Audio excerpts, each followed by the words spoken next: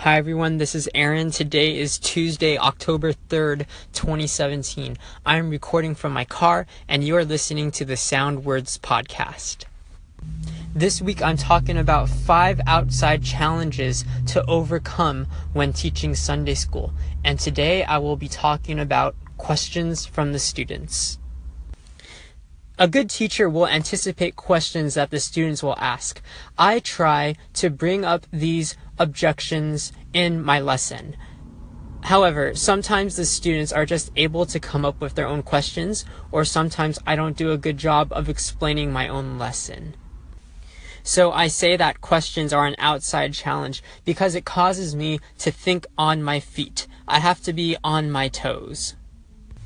As a Sunday school teacher, there are a couple things I want to keep in mind when I am answering unanticipated questions. The first is that I want to give the student the confidence to ask questions. I want to say that I appreciate their question, and I don't want to assume that there is some type of common knowledge that everyone has. I want to give my students the freedom to ask when they don't know. The second thing is that I want to cite Bible passages when answering these questions. Now, this is hard because I have to think on the fly, but I feel like citing a Bible passage will give finality to an answer, and it also encourages the students to engage with the biblical text, not necessarily my own opinion.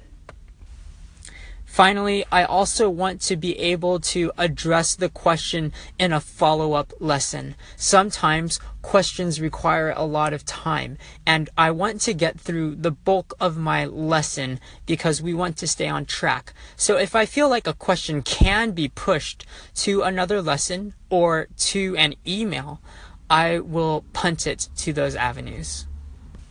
Now, while I deem questions as a barrier or a challenge to overcome, I do acknowledge that they are part of the learning process, and I appreciate my students for engaging with me and the lesson. Thanks for listening to the Sound Words podcast.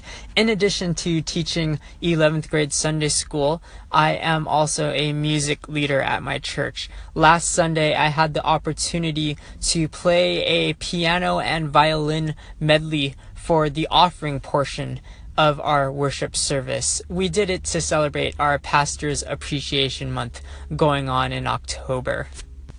Just recorded a video of the performance and I posted that on my blog. You can find that video as well as some quick commentary at musicgoon.com. Thanks. See you tomorrow.